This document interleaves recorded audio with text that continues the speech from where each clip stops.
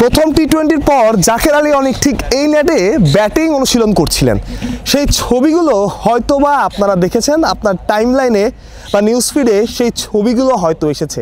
বড় বড় শট খেলছিলেন।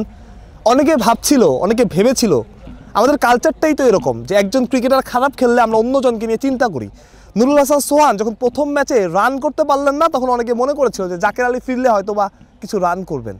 কিন্তু জাকের যেভাবে খেললেন সেটা আসলে এক কথায় হতাশাজনক। একজন ক্রিকেটার যিনি ইন্টারন্যাশনাল ক্রিকেটে টপ 10 র্যাঙ্কের একটা দলকে প্রতিনিধিত্ব করেন, কিন্তু তিনি অফ সাইডে খেলতে পারেন না, তাকে শুধু লেগ সাইডে খেলতে। আমি নিশ্চিত করে বলতে পারি আপনার এলাকার যে টেপ টেনিস বলে যখন আপনার ক্রিকেট খেলেন, যে প্লেয়ারটা শুধুমাত্র লেগ সাইড ওরিয়েন্টেড, সেও বোধ হয় এর চাইতে ভালো অফ সাইডে খেলার সক্ষমতা রাখে। একজন ইন্টারন্যাশনাল ক্রিকেটার, আপনি চিন্তা করেন, তাকে অফ সাইডের ওয়াইড লেন্থে বল দেওয়া হচ্ছে, 3টা প্লেয়ার অফ সাইডে রেখে সবগুলো বল লেগ সাইডে খেলছে। এর চাইতে বড় হতাশাজনক ব্যাপার, এর চাইতে বড় দুঃখের ব্যাপার আর কী বা হতে পারে। জাকের আলীকে নিয়ে আমরা অনেক রকম স্বপ্ন দেখেছি, ইভেন এখনও দেখি। যাকে তার অফ সাইডের দুর্বলতা কাটিয়ে উঠবেন, যাকে রান করবেন, যে জাকের আলীতে আমরা শুরুতে দেখছিলাম। হয় কি যে ওই যে বলে না হানিমুন পিরিয়ড, সেটা শেষ হয়ে যাওয়ার পর বাংলাদেশি সব ক্রিকেটারের পারফর্ম করা ইন্টারন্যাশনাল ক্রিকেটে কঠিন হয়ে যায়।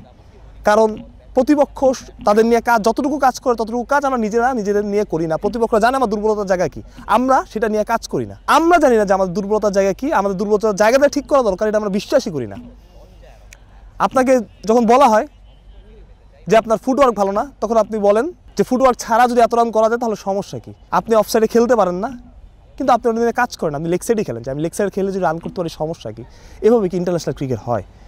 এই যে এতগুলো মানুষ, ঢাকায় দর্শক হয় নাই, চট্টগ্রামে 2 ম্যাচে হাউসফুল মানুষ ওয়ার্কিং ডেতে সবাই কাজ ফেলে রেখে খেলা দেখতে আসলো, তাদের কি প্রতিদান দিলেন? হ্যাঁ, এমন হয়তো মানে আউট হওয়া যায়, শামীম পাটিয়ার আউট হয়ে গেছেন, শামীমকে নিয়ে আমি সমালোচনা করছি না, অন্য ক্রিকেটাররা আউট হয়ে গেছেন, বাট খেলার এই ধরনের ইন্টেন্ট, এটা কি হয়? এটা কি সম্ভব? কোনোভাবে সমর্থন করা যায়? কোনোভাবেই সমর্থন করা যায় না। আমার কাছে মনে হয় আরও একবার ভাবার সময় হয়েছে। সামনে টি-20 বিশ্বকাপ, আপনারা আপনাদের সমস্যাগুলো নিয়ে কাজ করেন, যেসব জায়গায় আমাদের দুর্বলতা আছে সেসব নিয়ে কাজ করি। আমি অফসাইডে না খেলতে পারলে আমি অফসাইড নিয়ে কাজ করি, কিন্তু এভাবে আসলে বড় কোনো সাফল্য আশা করা যায় না। আমাদের মিডিল অর্ডার একজন ব্যাটসম্যান তাকে ফিনিশার ভাবে সে লেগ সাইডে খেলে, শুধুমাত্র অফসাইডে খেলতেই পারে না। অফসাইডে বল দিয়ে তাকে পরে একদম সহজ, অফসাইডে বল দিলে অফসাইডে খেলতে পারবে না। 3টা ফিল্ডার আমি রাখবো, লেগ সাইড খালি রেখে দেবো, লেগ সাইডেই মারবে, ঘুরতে যাবে, ক্যাচ উঠে দিবে, আউট হয়ে যাবে, বড় শট তো মারতে পারবে না। মানে এর চাইতে ইজি ব্যাপার আর কী বা হতে পারে? প্রতিপক্ষ আমাদের নিয়ে যতটা পড়াশোনা করে, আমরা নিজেরা আমাদের নিজেদের নিয়ে অতটা পড়াশোনা করি না।